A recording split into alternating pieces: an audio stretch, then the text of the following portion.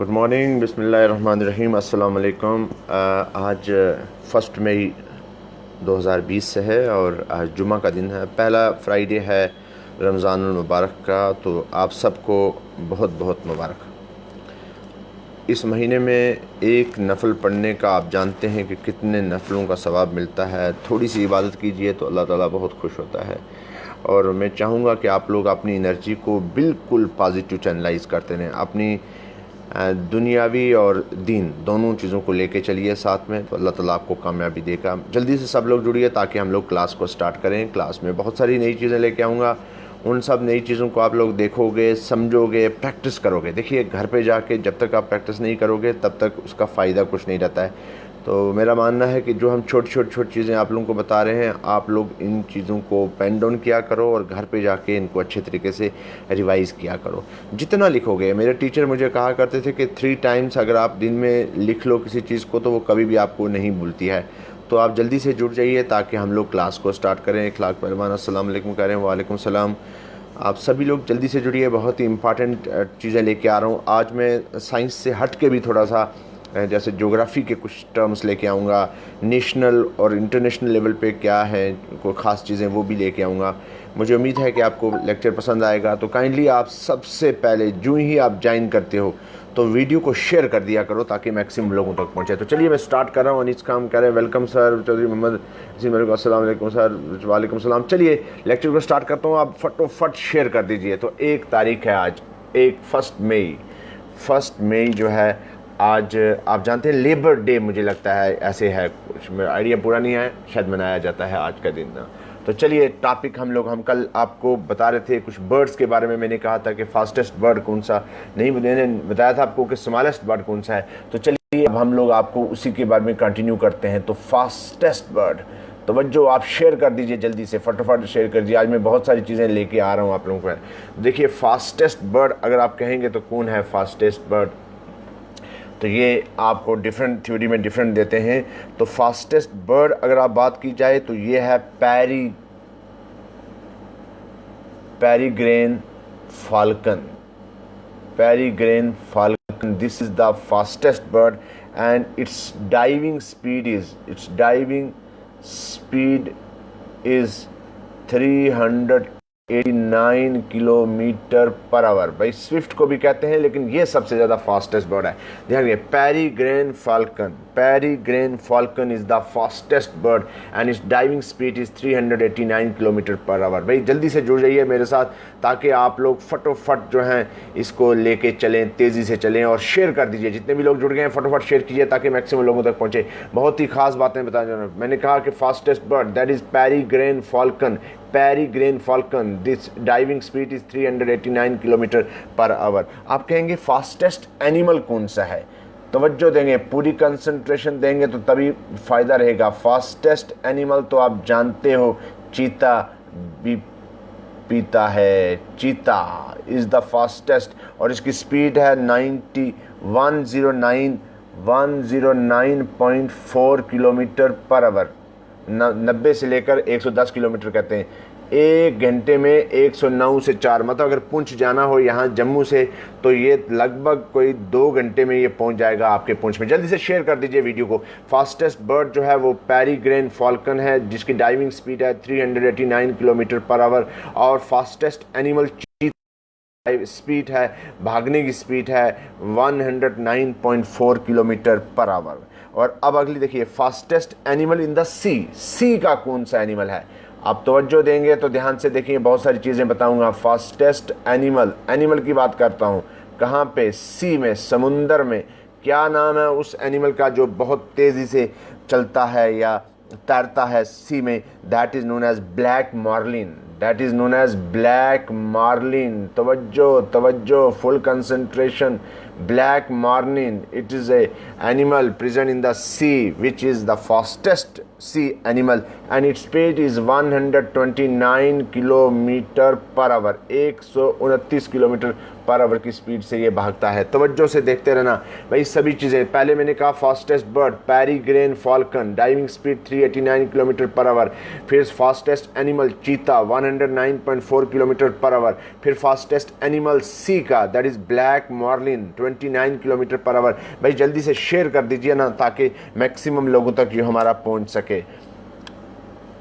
Golden eagle, जो eagle है ना गोल्डन ईगल, ये इसकी स्पीड भी बहुत बड़ी है। Golden eagle has the speed 320 kilometre per our. ये 320 किलोमीटर डाइविंग स्पीड है गोल्डन ईगल की। अगर आप बात करें ईगल की तो गोल्डन ईगल जो है वो 320 किलोमीटर पर आवर की स्पीड से ये डाइविंग स्पीड है इसकी। तो अभी हमने 4 लोगों को बताया। सबसे पहले फास्टेस्ट बर्ड कहा peregrine falcon, diving speed 389 kilometre per hour. फिर कहा फास्टेस्ट एनिमल दिस इज चीता 109.4 किलोमीटर पर आवर। फिर कहा फास्टेस्ट एनिमल सी का black marlin that is 129 kilometre per hour. और फिर कहा golden eagle this is having 320 kilometre per hour speed होती है इसकी। अब जो पिजन है ना, आपने बड़ा ही वो मैसेंजर ऑफ लव भी बोलते हैं हम लोग पिजन को। वालेकुम सलाम। जल्दी से पिजन की क्या है स्पीड? पिजन जिसको आप लव या पीस बर्ड भी बोलते हैं, this speed is 148.9 kilometre per our. 100 pigeon की स्पीड है 148.9 किलोमीटर पर आवर। जल्दी से जल्दी से जल्दी से। भाई एल्बेट्रस जो है सबसे बड़ा फ्लाइंग बर्ड है। Albatross largest flight bird, largest flying bird. आप तवज्जो देते रहेंगे तो बहुत समझ आ रही है आगे। Albatross this is the largest flying bird. इसकी स्पीड अगर आप देखें जाएं तो 127 किलोमीटर पर आवर। भाई आप जितने भी जुड़ गए हैं शेयर कर दीजिए। सर स्नेक के क्या स्पीड होती है? मैं अभी आ रहा हूँ स्नेक पे। अच्छा कल किसी ने पूछ लिया था मुझे कि भाई स्नेक 100 साल के बाद जिन बनता है। अरे भाई कोई जिन विन नहीं बनता, स्नेक स्नेक ही होता है। ये ऐसे ही लोगों ने वो पिछले मिथ्स हैं हमारे लोग सुनाते रहते हैं, बुजुर्ग आज भी कहते हैं कि जो 100 साल अगर सांप हो जाए तो वो जिन बन जाता है। तो ऐसा कुछ नहीं है, कोई जिन विन नहीं बनता।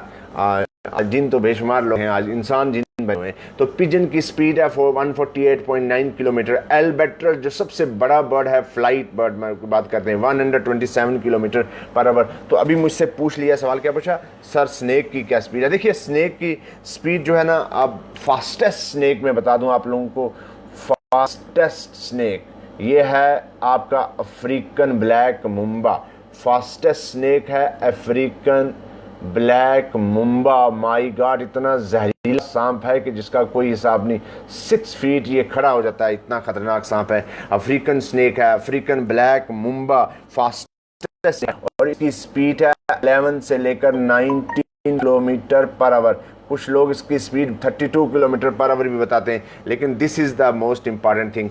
फास्टेस्ट स्नेक की बात करें तो ये आपने पूछा, मैं तभी बताया, अफ्रीकन ब्लैक मुम्बा है। African black Mumba highly poisonous snake, highly poisonous snake भाई। लेकिन यहाँ नहीं पाया जाता, ये अफ्रीका में पाया जाता है, अफ्रीका के जंगलों में पाया जाता है। Highly poisonous snake and its speed is 11 to 19 kilometre per our. मैं आपको एक चीज़ बताता चलता, स्नेक्स है ना, अगर कहीं अभी गर्मी का मौसम आ रहा है, अगर कहीं स्नेक का आमने सामने आपका हो जाए तो स्नेक से नीचे की तरफ आपने भागना है। क्योंकि जब स्नेक नीचे की तरफ जाएगा तो वो ऐसे ऐसे ना वो क्रीपिंग करता है, तो वो फिर उलट जाएगा, वो सीधा नहीं चल पाता, तो आप जल्दी पहुंच जाओगे। स्नेक ऊपर की तरफ बहुत तेज़ी से जाता है, ऊपर जल्दी से जाता है। तो आपको जब भी स्नेक और आपका कहीं मुकाबला हो तो आप नीचे की तरफ भागना, ऊपर की तरफ चढ़ाई की तरफ मत भागना। और चढ़ाई में स्नेक बहुत तेज़ी से जाता है। लेकिन मैंने आपको जो बता रहा हूँ वो फास्टेस्ट स्नेक की बात कही, तो मैंने कहा कि African black Mumba its speed 11 to 19 kilometre per our की है। और फिर मैं आपको बताते चलता हूँ अगली बात क्या कह रहा है। लाइन अगर आप कहें, लाइन शेर है जिसकी स्पीड है 18.5। किंग ये है हमारे जंगल का, 18.5 किलोमीटर पर आवर की स्पीड से चलता है अगर आप लाइन की बात करते हैं।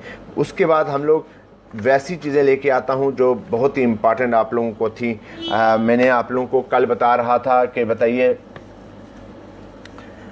हार्ट जो मैंने ब्लड का वगैरह, अगर इफ़ हार्ट बीट इंक्रीजेस, अगर हार्ट बीट हमारी नॉर्मल हार्ट बीट से बढ़ जाती है, if heart beat increases above their normal level, above their normal level, अगर हमारी हार्ट बीट नॉर्मल लेवल से बढ़ जाए तो क्या होता है? The person will suffer from tachycardia. भाई ये सवाल पूछा गया है, एक एक चीज़ जो पढ़ा रहा हूँ ये सब चीज़ें पूछी गई हैं।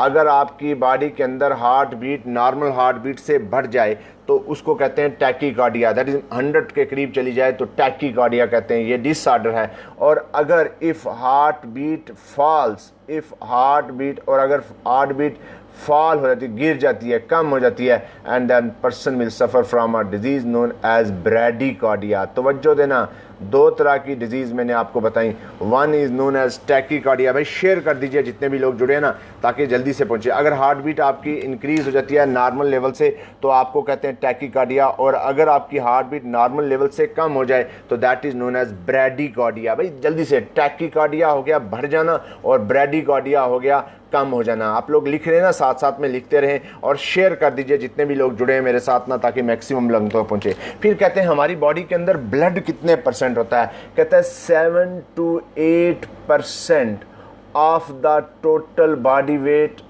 Of the total body weight is the weight of heart, sorry is the weight of blood. My God, आपके बॉडी के अंदर 7 से 8, मतलब अगर 100 किलो की किसी की बॉडी है तो उसके पास 7 किलो का ब्लड होगा।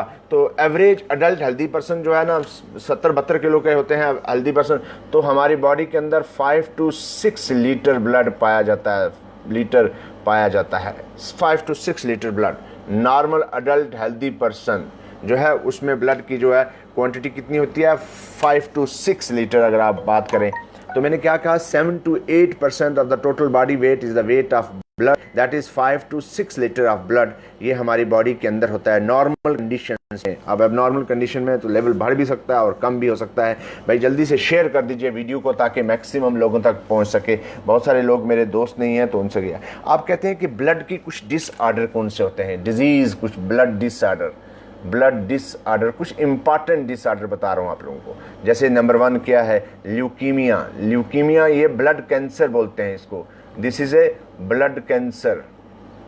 वाइट ब्लड कार्पोसल्स का साइज बढ़ जाता है।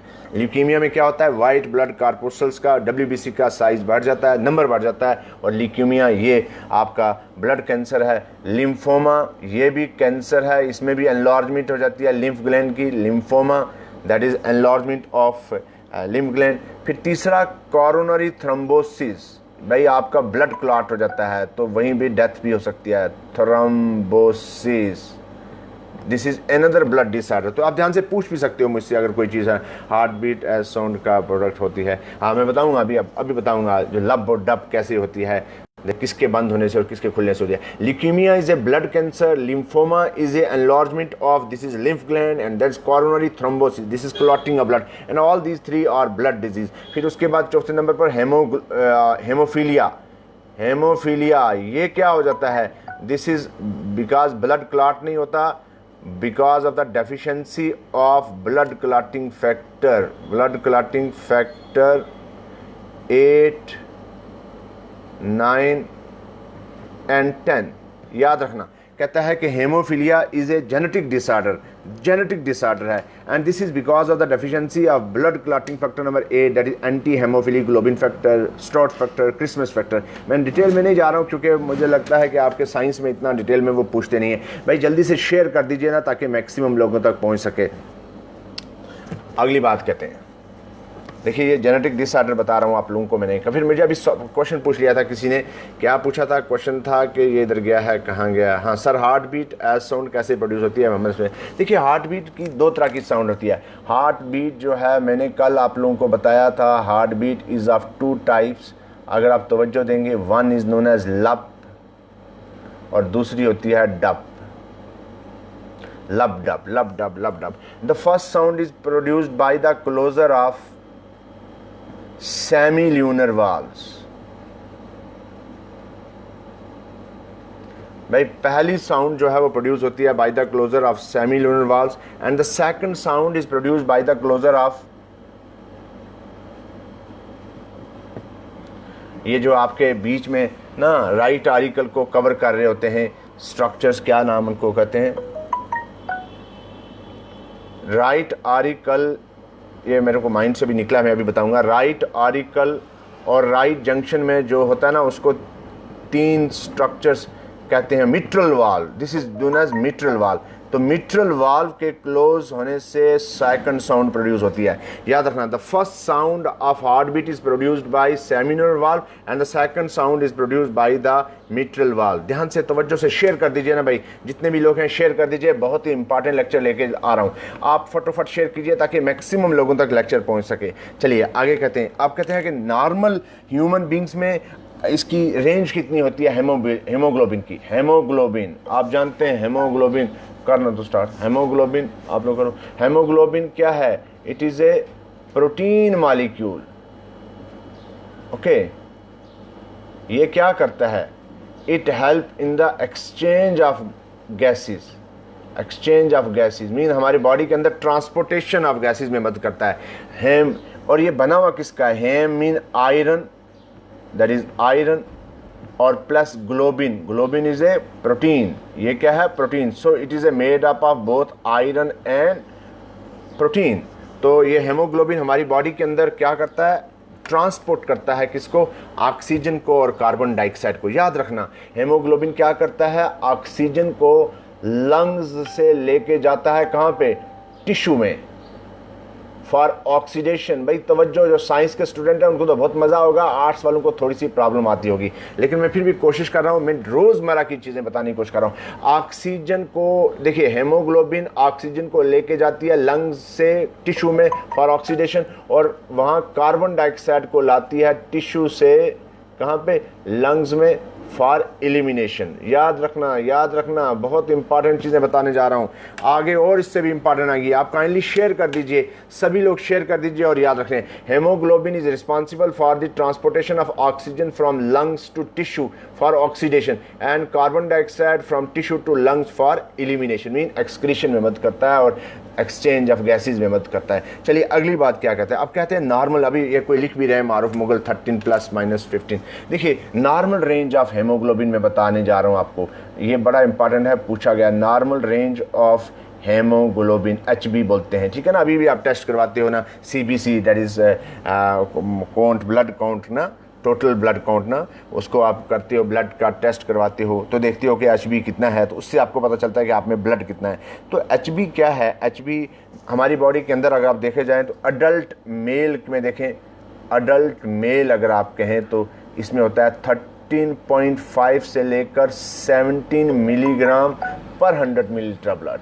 माय गॉड, आप टेंशन नहीं लेना, 13.5 से लेकर 17.5 मिलीग्राम तक आपका अगर HB है तो आप टेंशन नहीं लेना। ज़्यादा HB भी नहीं होना चाहिए, लेकिन ये this is the normal adult healthy person, बहुत ही हेल्दी है। 9-10 भी होगा तो चलेगा भाई, टेंशन मत लेना, खून कम नहीं हो जाएगा आपका। 13.5 से लेकर 17.5 मिलीग्राम पर 100 मिलीलीटर ब्लड, किसमें? अडल्ट मेल में। तो आप कहेंगे सर अडल्ट फीमेल में कितना होगा? अडल्ट फीमेल में जो है ये 12.5 to 15.5 मिलीग्राम पर 100 millilitre of blood. So this is the adult female का नॉर्मल रेंज है, किसका? हेमोग्लोबिन का। और नॉर्मल रेंज जो है हेमोग्लोबिन का अडल्ट में देखा जाए तो ये जो मारूफ साहब कह रहे हैं 12 to 13 ये चलता है, लेकिन ये दिस इज द एक्चुअल ना, इतना प्लस माइनस में जा सकता है। अडल्ट मेन में 13.5 से 17.5 तक कोई प्रॉब्लम नहीं है, इससे ज़्यादा नहीं होना चाहिए। और 12.5 से 15.5 के बीच में, चाहे वो 13.5 से 14.5 हो या 13 हो, 12 हो, तो वो चल जाता है। This is the normal HB in case of adult female. तो दोनों में अलग अलग मैंने हेमोग्लोबिन का बताया। लेकिन आप कहेंगे सर न्यू बोर्न चाइल्ड है, उसमें कितना होता है? न्यू बोर्न चाइल्ड, अभी अभी बच्चा पैदा हुआ, तो याद रखना उसमें बहुत ज़्यादा होता है। दैट इज़ उसमें 17 से लेकर 22 मिलीग्राम पर 100 मिलीलीटर ऑफ ब्लड। तो आप मुझे पूछ सकते हैं सर उसमें क्यों होता है? क्योंकि उसको ट्रांसपोर्टेशन ऑफ ऑक्सीजन की बहुत ज़रूरत होती है, लंग्स उसका बहुत छोटा सा होता है, इसलिए उसमें ज़्यादा होती है। भाई जल्दी से आप लोग ना शेयर कर दीजिए ना वीडियो को, जितने भी लोग जुड़े हैं, ताकि मैक्सिमम लोगों तक पहुंचे। देखिए न्यू बोर्न चाइल्ड में 17 से 22 मिलीग्राम पर 100 मिलीलीटर ऑफ ब्लड होता है। और एक वीक का बच्चा अगर हो जाए तो 15 से 20 तक। 1 वीक का बच्चा, 1 वीक के बच्चे में 15 से लेकर 20 मिलीग्राम पर 100 मिलीलीटर ऑफ ब्लड। तो याद रखना एडवांसिंग है, जब बूढ़े हो जाओगे तो उस वक्त फिर नेचुरली कम हो जाएगा। तो ये था आपका हेमोग्लोबिन के बारे में मैंने थोड़ा सा बताया। अडल्ट में मेन की बात कही तो आपको 17.5 तक ले गया, 15.5 फीमेल में ले गया, और बच्चे में आपको मैंने 17 से लेकर 22 तक बताया। अब आपको मैं जनरल नॉलेज के क्वेश्चन लेके आता हूँ। मैंने कहा था कि मैं आज आपको बहुत सारे जनरल नॉलेज के क्वेश्चन लेके आऊँगा। चलिए अब अगली बात क्या कहते हैं, national tree of India. What is the national tree of India? आप तवज्जो देते रहना, आप लोगों के लिए नेशनल ट्री ऑफ इंडिया आप जानते हैं कौन है ये? कोई बताएगा आप लोगों में से? इसका नाम है banyan tree. Very good, banyan tree. और कभी कभी इसका बोटेनिकल नाम पूछ लेते हैं, फाइकस, FICUS, बंगाल। आप ध्यान से, बेंगालेंसिस, ये लिख लें इसका पूरा, भाई पूछ सकते हैं कभी ना कभी आप लोगों को। तो banyan tree is the national tree of India. Banyan tree is the national tree of India and its botanical name is ficus benghalensis.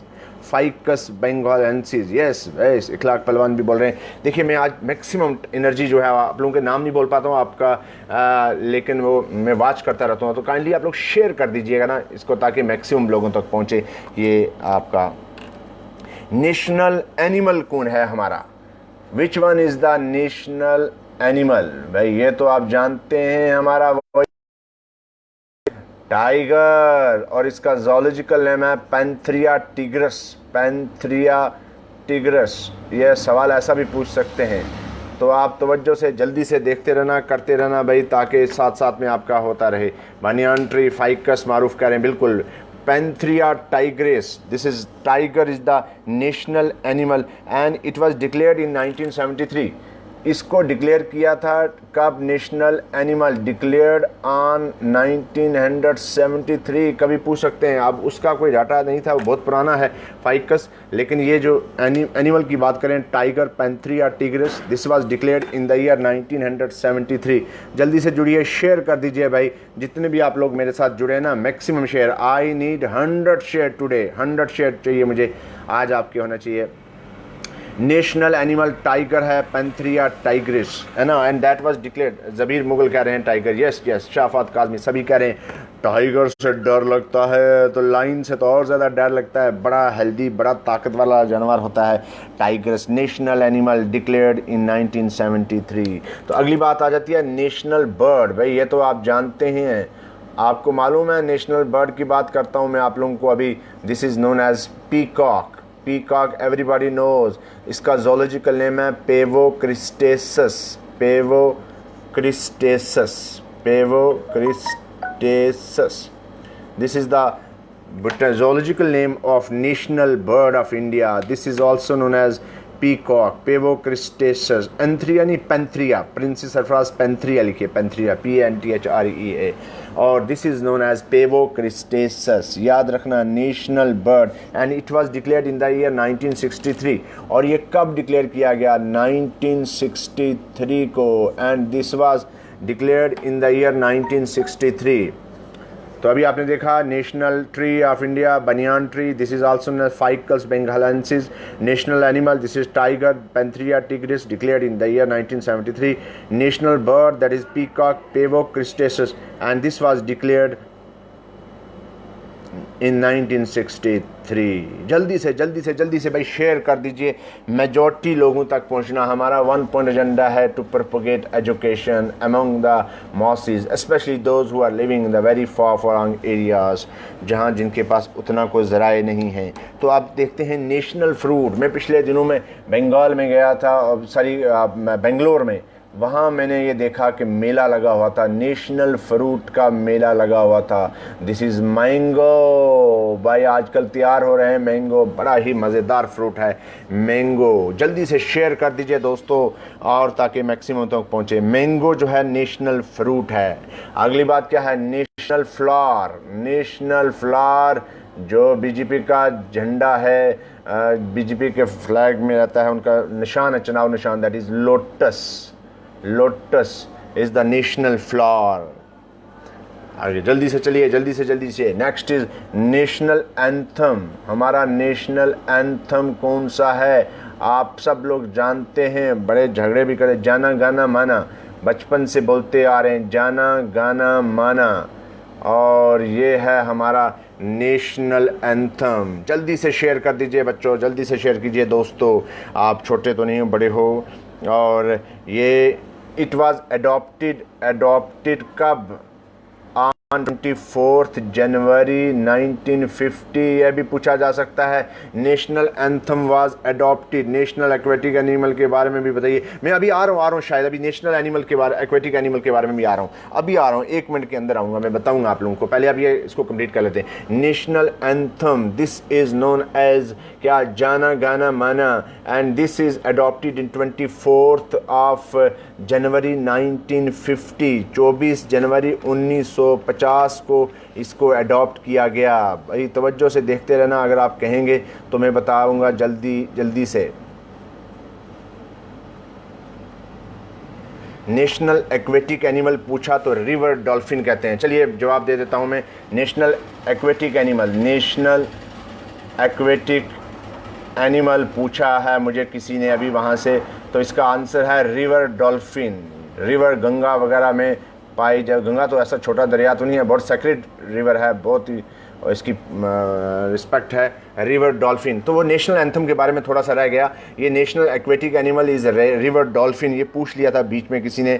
तो national animal, this national anthem was composed bye, किसने किया था? Rabindranath Tagore. This is was composed bye Rabindranath Tagore. Rabindranath Tagore, याद रखना, पूछा जा सकता है। नेशनल कैलेंडर के बारे में भी सर बताएं थोड़ा सा। आ रहा हूँ भाई साहब, अब सिस्टम से आने दो ना शाहिद भाई, आप जल्दी से मत करिए, थोड़ा सा सिस्टम से आऊँगा। मैं हर चीज़ बताऊँगा, एक चीज़ बताऊँगा, आप काइंडली शेयर कर दीजिए। नेशनल फ्रूट कहा मैंगो, नेशनल फ्लावर का लोटस, नेशनल एंथम का जाना Gana Mana. And this was composed bye Rabindranath Tagore and it was adopted in 24 जनवरी 1950। और फिर मुझे बीच में से एक सवाल शाहिद का आया था कि भाई नेशनल एक्वेटिक एनिमल्स बताओ, तो मैंने कह दिया कि this is river dolphin. Ganga dolphin is also known as Ganga dolphin. Yes. अब नेशनल सॉन्ग फिर आएंगे इसके बाद, क्योंकि एक सिस्टम से आ रहे हैं ना। नेशनल सॉन्ग कौन सा है अगर आप कहेंगे, एंड किसने कंपोज किया नेशनल सॉन्ग, तो ये तो आप जानते हैं, वंदे मातरम, वंदे मातरम। और ये दिस वाज कंपोज्ड बाय आपका banking Chandra Chatterjee. Banking Chandra Chatterjee, banking Chandra Chatterjee. ध्यान से जल्दी से देखिए। आप लोग कंसेप्ट क्लियर करते रहेंगे तो बहुत इजीली और सिंपल तरीके से बता रहा हूँ। आप सब जल्दी से ना शेयर कर दीजिए ताकि हम लोग मैक्सिमम बच्चों तक पहुँचा सकें अपनी बात को कि क्या क्या होता है, हर एक चीज़ बताते चलते हैं। चलिए नेक्स्ट क्या है? नेशनल गेम कौन सी है हमारी? ये तो आप सब लोग जानते ही हैं। राजा आसिफ, आप अभी जा रहे हो, अच्छे बच्चे हो यार, आप 10 बजे क्यों रहते? नेशनल गेम हमारी कौन सी है? हालांकि हमारे यहाँ इंडिया में क्रिकेट बहुत मशहूर है, लेकिन हॉकी जो है वो हमारी नेशनल गेम है और इसकी तरफ कोई मुतवज्जो नहीं है लोग। गवर्नमेंट को और ज़्यादा चाहिए, हॉकी हमारी नेशनल गेम है तो उसकी तरफ ज़्यादा करना चाहिए। नेशनल रिवर कौन है हमारा? नेशनल रिवर अगर बात की जाए तो आप जानते हैं बड़ा सेक्रेड रिवर है, that is Ganga is the national river. भाई शेयर कर दीजिए ना, जितने भी दोस्त मेरे हैं शेयर कर दीजिए। नेशनल करेंसी क्या है जो आप लोगों के पास आजकल थोड़ी सी कम है या ज़्यादा है? भाई पैसे तो हैं ना आप लोगों के पास। Indian rupee is the national currency. आप तवज्जो देते रहिएगा, जल्दी से शेयर कर दीजिए मेरे दोस्तों, शेयर कर दीजिए। और नेशनल, अब मैं रुकूंगा और नेशनल हेरिटेज एनिमल की बात बताइए। Which one is the national heritage? आप लोग लिखिए, शेयर कर दीजिए जल्दी से ताकि मज़ा आ जाए, अब मैक्सिमम लोग उसमें जुड़े। नेशनल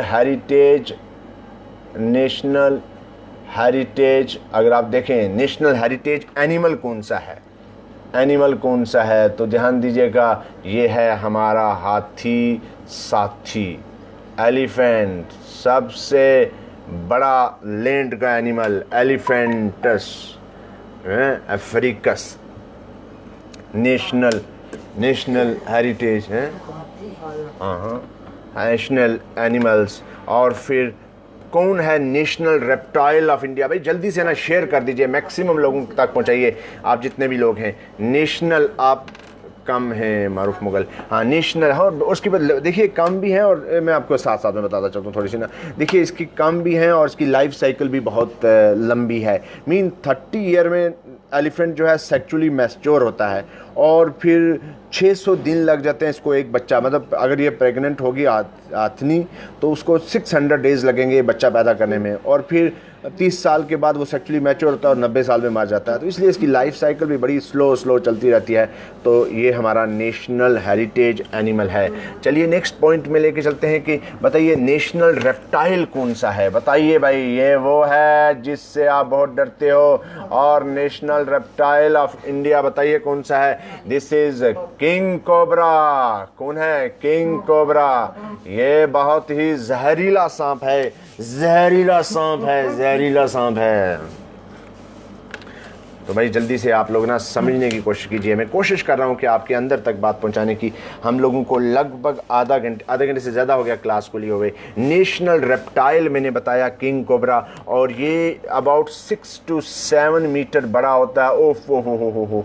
इसका जो लोअर जा ना स्नेक का, वो बड़ा फ्लेक्सिबल होता है। ध्यान से तवज्जो देखता हूँ, जो लोअर जा मेंढर में भी है, कोबरा है, किंग कोबरा का तो नहीं कहते हैं, जो इसका लोअर जा ना दिसन, ये बड़ा सॉफ्ट होता है और खुल जाता है। खा जाते हैं बड़े बड़े सांप ना, निगल जाते हैं। ये वैसे भी चूहे बिल्ली ये इन चीज़ों को खाता है। जो को वो अपना पाइथन है ना, पाइथन सबसे बड़ा स्नेक, वो तो बड़े बड़े एनिमल्स को खा जाता है। और स्नेक की एक बड़ी खास बात क्या है कि ये जो आपका ना सींग होते हैं ना, अब हिरन वगैरह को खाते हैं या कोई गोट खाएंगे तो वो डाइजेस्ट, हम लोग हमारा स्टमक हर चीज़ को डाइजेस्ट कर देता है। मैंने कल कहा था कि हमारी बॉडी के अंदर HCl है, इवन हम ब्लेड को भी डाइजेस्ट करते हैं। लेकिन ये जो स्नेक है, हम लोग सींग नेल्स वगैरह नहीं कर सकते, बाल हमारा स्टमक डाइजेस्ट नहीं कर सकता। लेकिन स्नेक्स का डाइजेस्टिव सिस्टम इतना स्ट्रांग होता है कि even it can digest nails, horns, है ना, ये उनको भी डाइजेस्ट कर देते हैं। इतना स्ट्रांग होता है इसका digestive system.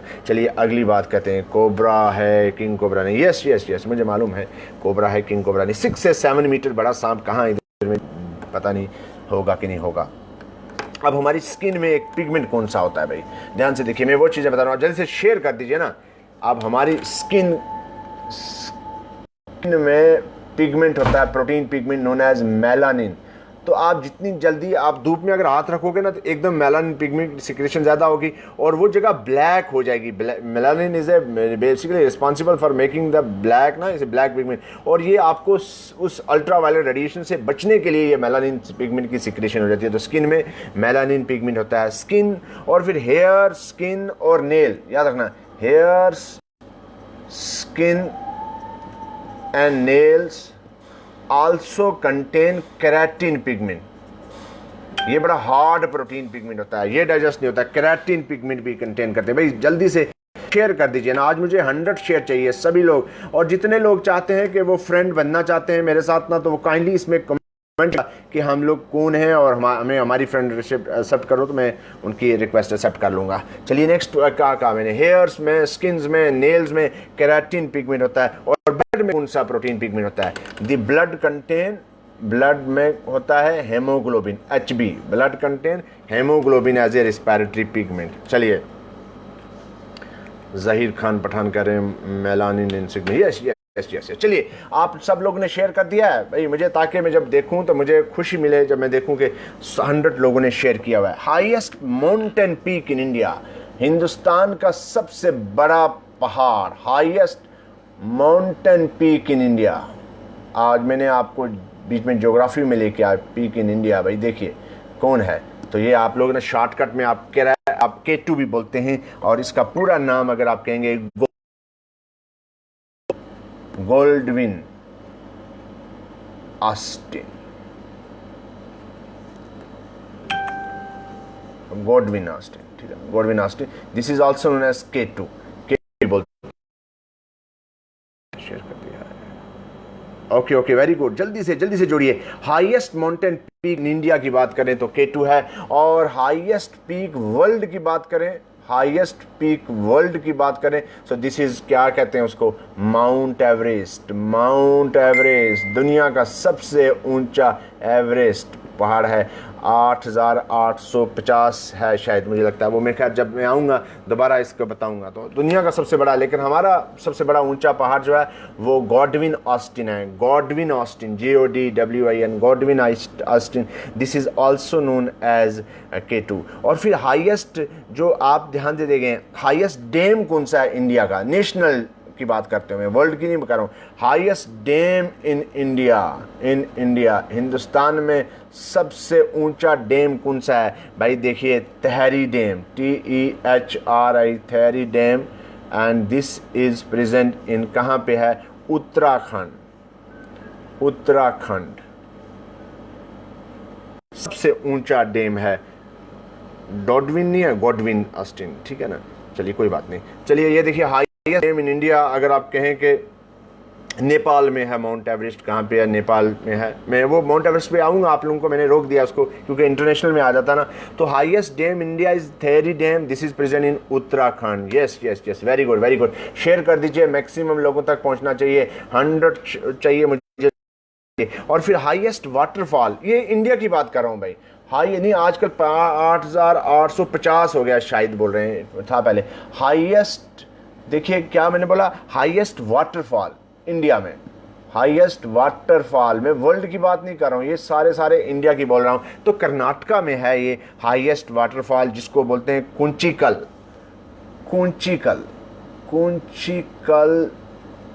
Waterfall, and this is present इन कर्नाटका। याद रखना कर्नाटका, तवज्जो भाई, Kunchikal is the highest waterfall in India and this is present इन कर्नाटका। अब हाईएस्ट गेटवे भाई, जब अकबर जीत के गया था जंग, तो इसने बनाया था आपका फतेहपुर सीकरी में, that is known as highway gateway is Buland Darwaza. मुगलों ने बहुत कुछ बनाया है भाई, मैं बताऊं आने की कोशिश कर रहा हूँ, आऊँगा तो मैं बताऊँगा आप लोगों को ज़रा। बुलंद दरवाज़ा, this is the highest gateway and this is present in Fatehpur Sikri.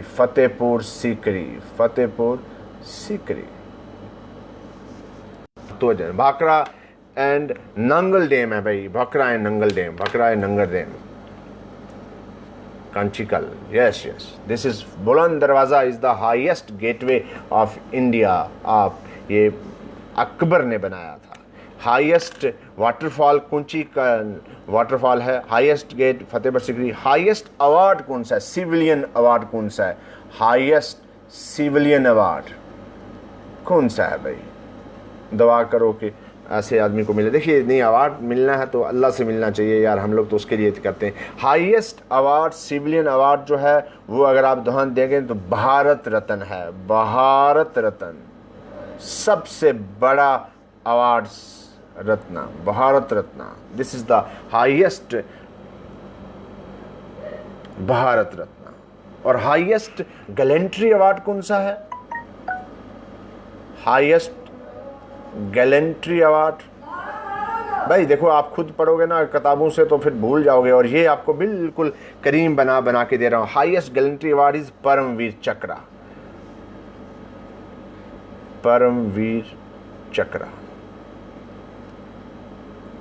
अब बहुत सारे अवार्ड हैं, मैं अवार्ड्स के बारे में बाद में आऊँगा, आज तो मैं सिर्फ हाईएस्ट इंडिया की बता रहा हूँ। Highest gallantry award, this is known as Paramvir Chakra. मैं आप लोगों को बताऊँगा बाकी चीज़ें भी जो बाद में, सब चीज़ें डिटेल में जाऊँगा। आगे क्या कहता है? हाईएस्ट बैटलफील्ड, इंडिया की हाईएस्ट बैटलफील्ड कहाँ पे है? चलो आपको बताता हूँ मैं, आप वेट कर रहा हूँ, आप लोगों को आप जवाब दें। हाईएस्ट बैटलफील्ड कौन सी है? मैं आप लोगों से पूछ रहा हूँ, हाईएस्ट बैटलफील्ड इन इंडिया, जल्दी बोलिए जी, जल्दी बोलिए। हमेशा रहती है वहाँ पे एक चीज़ जिसमें लगती है आपको ठंड, Siachen glacier, this is the highest battlefield. Siachen glacier highest battlefield. रोज़ा है, मैंने उठाया था तेरे को। हाईएस्ट टावर कौन सा है इंडिया का भाई? Highest tower Qutub Minar. अब वो ये तो परमानेंट मार्कर है। नहीं, वाइट में। तो देखिए भाई, कुतुब मीनार को बनाने के लिए कुतुबुद्दीन ऐबक ने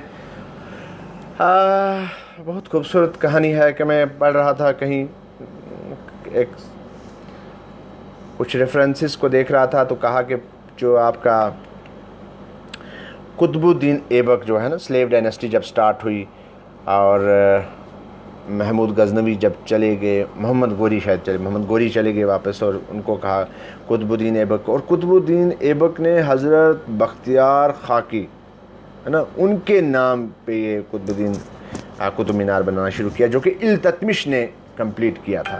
तो ये दिल्ली में है भाई। मैं फ्रेंड रिक्वेस्ट तभी आप लोगों को एक्सेप्ट करूँगा, आप लोग उस पर कमेंट में लिखना कि भाई हम कौन हैं और क्यों हम ज्वाइन करना चाहते हैं। तो चलिए, मैंने आपको अभी क्या बता दिया, आप शेयर चाहिए।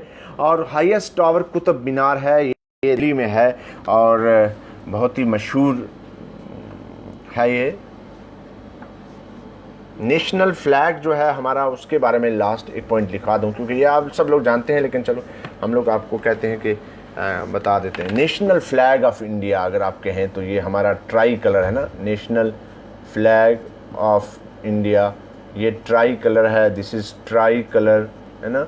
और इसमें क्या होता है, हॉरिजॉन्टल रेक्टेंगुलर शेप होता है, हॉरिजॉन्टल रेक्टेंगुलर इन शेप, ठीक है।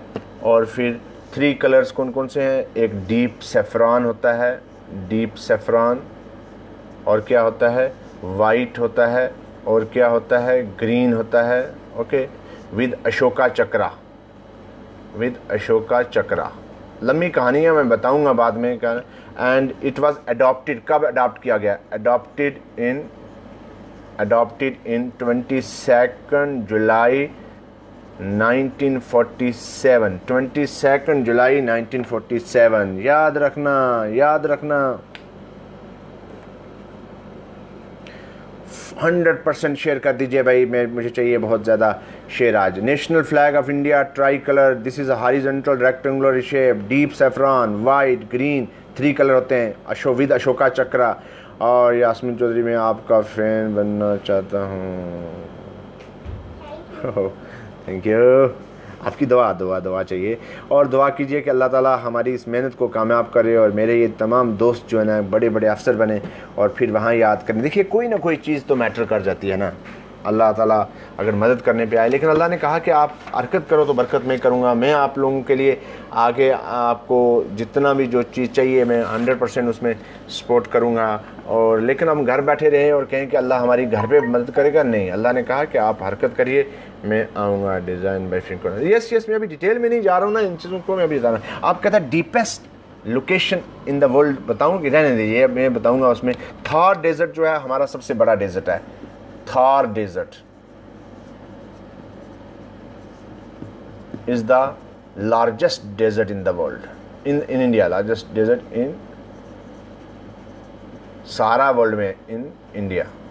चलो लिख लो, सहारा अफ्रीका में है, सहारा अफ्रीका में, this is the largest desert, सबसे बड़ा डेजर्ट है ना, ये है ना। वो डिज़ाइन इंडियन फ्लैग में आऊँगा सवेद साइदा तमीम सारी चीज़ें बताऊँगा, ये हर चीज़ें। आज सिर्फ मैं बेसिक चीज़ें आपको लेके चल रहा हूँ।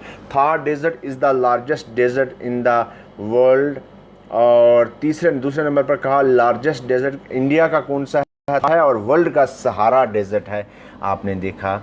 और भाई देखिए, अर्थक्वेक की स्टडी को क्या कहते हैं, ये मैं देख रहा था केएस के पीछे पूछा गया हुआ था। Study of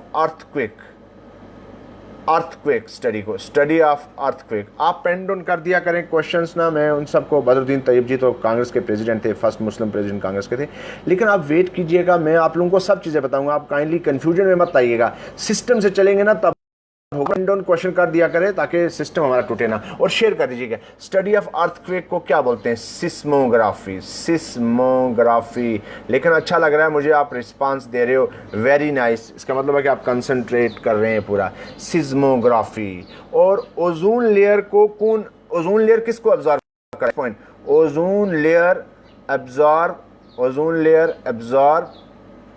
ultraviolet radiation, UV rays, ultraviolet radiations. Otherwise ये आपको स्किन कैंसर काज कर सकती हैं। सिस्मोग्राफी भाई ध्यान से कह रहा हूँ ना, ये पढ़िए अभी फ़िलहाल, आप अभी उतना डिटेल में मत चलिए, मैं सिस्टम से चलूँगा। अर्थक्वेक की स्टडी को कहते हैं सिज्मोग्राफी। ओजोन लेयर जो है वो एब्जॉर्ब करता है क्या, अल्ट्रा वायलेट रेडिएशन। और स्टडी एजिंग, मतलब आप जब बूढ़े होते जाएंगे तो उसको क्या कहते हैं, study of ageing is known as, क्या कहते हैं, जेरंटोलॉजी। ये पूछे गए सवाल है, मैं वही बता रहा हूँ, जेरंटोलॉजी, जेरंटोलॉजी। अभी आप मेरे साथ चलते रहेंगे तो फिर बहुत फ़ायदे में रहेंगे। काइंडली जल्दी से शेयर कर दीजिए ताकि मैक्सिमम लोगों तक पहुँचे। ओजोन लेयर जो है वो हमारी बॉडी के अंदर अल्ट्रा वायलेट रेडिएशन को नहीं आने देती, वो उसको एब्जॉर्ब कर लेती है। और जो आपका स्टडी है अर्थक्वेक की, उसको हम लोग सिज्मोग्राफी कहते हैं। और फिर कहता है कि सबसे छोटी city on the basis of land mass कौन सी है भाई, वर्ल्ड की अगर आप बात करें ना, based on the land mass, based on the land mass. और मुझे के हिसाब से भी होगा ना land mass. Vatican city, Vatican pope यहीं बैठते हैं, Vatican city is the smallest city, smallest country, the smallest country। सबसे छोटा मुल्क है कौन सा, एरिया के बेस पे, और मुझे लगता है पॉपुलेशन के बेस पे, that is Vatican city, Vatican city. और ये जो है सबसे छोटी कंट्री है, वेटिकन सिटी। शेयर कर दीजिए भाई, जो फ्रेंड रिक्वेस्ट में आना चाहते हैं वो मेरे को कमेंट लिखिएगा उस पर, तो मैं फ्रेंड रिक्वेस्ट में लिखा। आप कहते हैं सबसे tallest building in the world. अभी तो अरब वाले भी बनाना शुरू कर रहे हैं, वो कह रहे हैं कि हम उनसे भी बनाएंगे, क्योंकि अरब ने बेसिकली सारा ख़त्म कर दिया। ये साउथ जब से आए इन्होंने सिस्टम गड़बड़ किया है। इसके बारे में मैं लेक्चर दूंगा किसी दिन, या मेरा वो जो लेक्चर उसमें होगा एकेडमिक सर के, tallest building in the world में। पहले मैंने नेशनल, तो ये तो आप जानते हैं बुर्ज खलीफा। किसका गाना है, पापा, ठीक है। ये यूएई में है, यूनाइटेड अरब एमिरेट्स में, ठीक है ना। और next is tallest animal in the world. अगर आप देखा जाए तो टॉलेस्ट, सबसे बड़ा animal, tallest animal in the world कौन है, जिराफ। जिराफ जो है सबसे बड़ा एनिमल है, लंबा एनिमल है। और हाईएस्ट, मैंने अभी इंडिया का वाटरफॉल का, तो highest waterfall in the world कौन है, highest waterfall, highest waterfall, waterfall कौन है, this is angel waterfall, Venezuela में है, angel, south America. Angel waterfall ये होता है वेनेजुला में, वेनेजुला। अच्छा, जिन लोगों के क्वेश्चन आ गए ना, हाँ रिश्टर स्केल में, ठीक है, मैं अभी उनको ना जवाब दूंगा, राइटिंग में वापस आंसर दे दूंगा, लिख के दे दूंगा, क्योंकि अभी अगर मैं उधर लग जाऊंगा तो फिर यहाँ मेरा लेक्चर का टाइम खत्म हो जाएगा। तो जितने भी सवाल आपने पूछने हैं आप काइंडली पेन डाउन कर दीजिए, मैं उनका आंसर अभी उनको ही सेम बंदे को कमेंट में वापस करूँगा। सो टॉलेस्ट जिराफ, आप ज़रूर सवाल पूछिएगा और लिख रखिएगा, मैं वापस जवाब दूंगा। हाईएस्ट वाटरफॉल अगर वाटरफॉल है ये Venezuela, that is south America में है। और सबसे बड़ा रेलवे प्लेटफॉर्म कहाँ पे है, ये इंडिया में है भाई, लॉन्गेस्ट अपना रेलवे प्लेटफॉर्म गोरखपुर, वर्ल्ड का, गोरखपुर यूपी में है, Gorakhpur, Gorakhpur is the longest railway platform, दुनिया का सबसे बड़ा प्लेटफॉर्म है यूपी में, गोरखपुर यूपी में, जहां हमारे चीफ मिनिस्टर है ना, उनका ही एरिया है Gorakhpur. Longest railway station railway है। और blue whale is the largest C animal, blue whale is the largest C animal जो है ब्लू व्हेल है, blue whale is the largest C animal. और चलिए और नहीं मैं बताऊंगा आप लोगों को, और बताऊंगा तो फिर वो लंबा हो जाएगा। मैं अभी, चलिए लेडीज़ एंड जेंटलमैन, आप जल्दी से शेयर कर दीजिए। हमने हर कोशिश की है आपके बेसिक कंसेप्ट करें, कोल्ड स्पेस, हैबिटेट, यस मैं आऊँगा इस सब चीज़ों पे। आप पेन डाउन करते रहिएगा, क्योंकि अब हमारा लेक्चर जो है ख़त्म हो रहा है, 1 घंटा हो गया है। मैं सबको जवाब दूंगा, हर एक सिस्टम से, आपको छोटी से बड़ी से और पे, बेस पे, नेशनल इंटरनेशनल लेवल पे कौन क्या जहाँ सब चीज़ें बताऊंगा। आप लोग कंफ्यूजन में नहीं जाइएगा, हर चीज़ कंसेप्ट क्लियर करूंगा, लेकिन सिस्टम से। एक मेरी आप लोगों को एडवाइस मेरी है कि हर एक को सिस्टम से पढ़ना, ठीक है ना। जल्दी में एकदम में अगर आप 10 किताबें खोलोगे तो आप रिवाइज़ नहीं कर पाओगे। मेरे टीचर थे, उन्होंने मुझे कहा, मैंने उनसे पूछा एक बार कि सर आप मुझे कोई टिप्स बताइए कि किस तरह से एग्ज़ाम के दूँ। उन्होंने कहा कि ज़्यादा किताबों के चक्रों में मत पढ़ना, क्योंकि जब आप ज़्यादा किताबें पढ़ लोगे मन करता है इंसान का ये भी पढ़ूँ वो भी पढ़ूँ वो भी पढ़ूँ। जब एग्ज़ाम नज़दीक आता है तो आप रिवाइज़ नहीं कर पाते, और जब आप रिवाइज़ नहीं कर पाते तो फिर टेंशन होती है, और जब टेंशन होती है जो आता है वो भी भूल जाता है। इसलिए बहुत सिस्टम से पढ़ते रहना। तो इंशाअल्लाह जिस तरीके से हम लोग चल रहे हैं, आपके सारे के सारे कंसेप्ट क्लियर करेंगे, हर चीज़ बताता रहूँगा। आप मेरा साथ देते रहा करें। शेयर कर दीजिए वीडियो को, जितने लोगों तक पहुंच सकते हैं मैक्सिमम लोगों को कहा करें कि वो ज्वाइन करा करें। नंबर 1। नंबर 2 पर आपका मैं ऑनलाइन टेस्ट भी लूँगा आने वाले दिनों में। जल्दी इंशाल्लाह कुछ ऐसा सिस्टम रखूँगा कि जिसमें आप लोग टेस्ट देंगे, वो कोई वीडियो कॉन्फ्रेंसिंग या कोई चीज़ रखेंगे। और नंबर 2 पर नंबर 2 जो है आपका कंटिन्यूटी लेक्चर की ज़रूर रखा करें। देखिए 10:15 बजे का मतलब होता है 10:15 बजे आप लोग ज्वाइन कर लिया करें, तो उससे क्या होता है कि आप लोगों को कोई कन्फ्यूजन नहीं होती है। आपको कोई भी चीज़ पूछनी है आप लिख दीजिए, पेन डाउन कर दीजिए इस पर कमेंट्स में, मैं उसका जवाब आपको जब 1 घंटे के बाद क्लास के बाद, एक दूसरी क्लास है मेरी, वो क्लास लगाने के बाद मैं आपको इसके रिप्लाई दूंगा। तो कल 10:15 बजे फिर हम लोग मिलते हैं। होप कि आप सब लोग शेयर कर देंगे।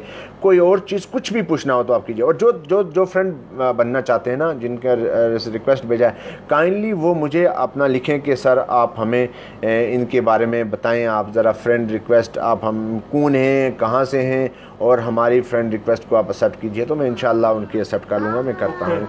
तो तब तक के लिए खुदा हाफिज़। फ्राइडे है, नमाज़ पढ़िएगा। बिल्कुल अनीस खाना शो के भी चल रहा है, ठीक है, ओके, अल्लाह हाफिज़। बाकी आप मुझे कॉल भी कर सकते हैं, मैंने पहले कह दिया 9419193296 मेरा व्हाट्सअप ग्रुप भी है, वहाँ पे भी आप आ सकते हैं। और अपने दोस्तों को भी कहिए ये क्लासेस लगाएं। बहुत बहुत शुक्रिया।